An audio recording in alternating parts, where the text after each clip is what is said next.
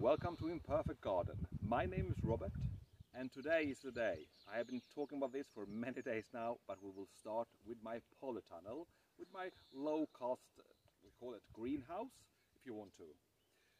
I have already done the measurement. If you can see the white lines and the white metal things I have in the corners. So it's like the long side is 6 meters, 4 meters on the short side. And I have measured it out, so it's a good rectangle with 90 degrees corners, because you don't want it to have like rhombish or something like that.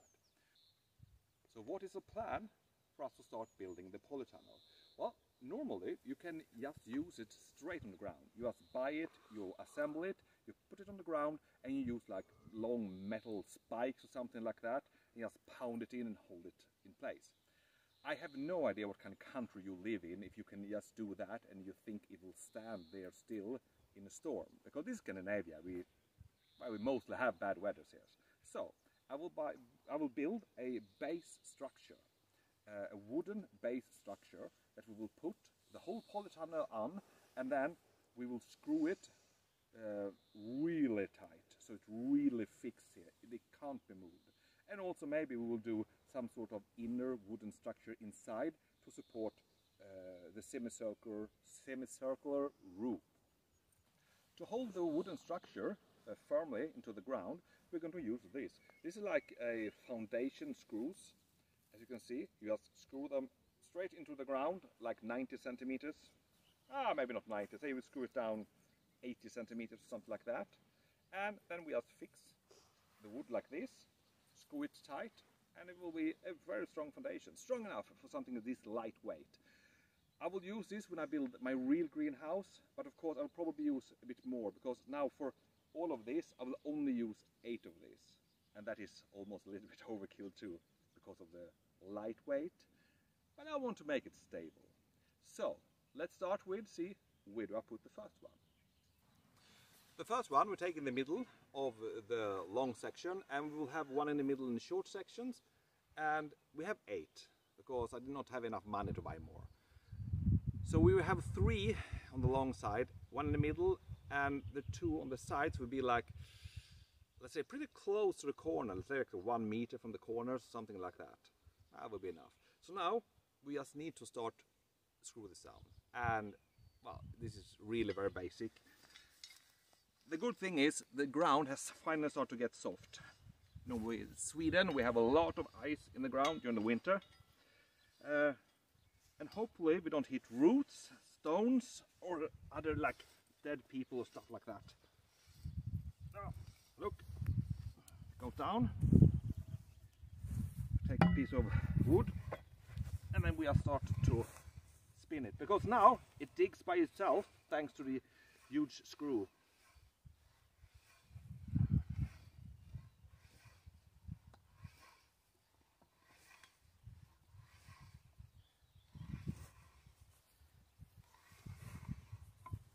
Now we have a bit of resistance because, well, I think we are like 60,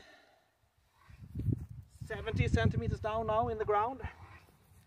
I want to have this as tight as possible to the ground, maybe only like 5 centimeters above.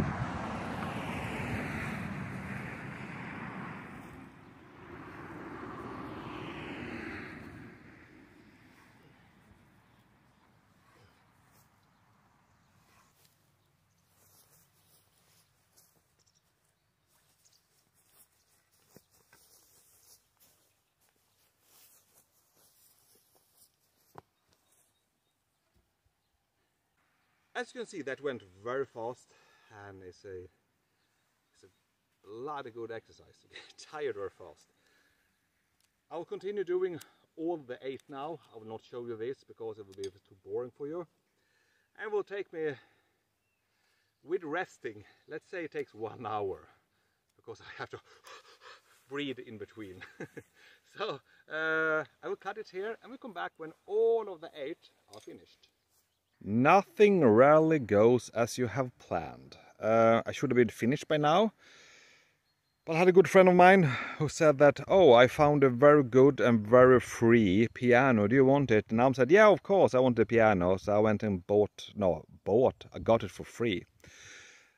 So now it's evening almost. All the screws are leveled between each other, so they will have a level, what do you call it? All the lines will be leveled to each other.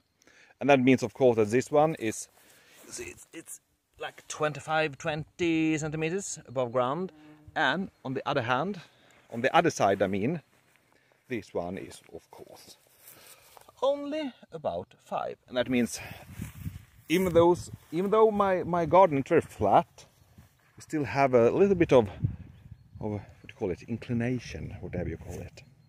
And you see all my pieces of scrap wood I will use. They're all very short, so I need to do a lot of things, like I connect them like this. I just put in half and then take the other one half in, and we can screw them tight.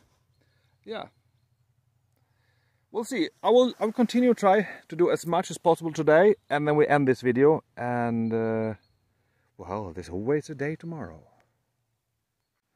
And this was all to a modest video. I really thought I could finishing, or I could come a lot further today, but no. Well, I had some hindrance, of course. I had to pick up a piano, this sitting over there. Very nice Czechish piano for my kids.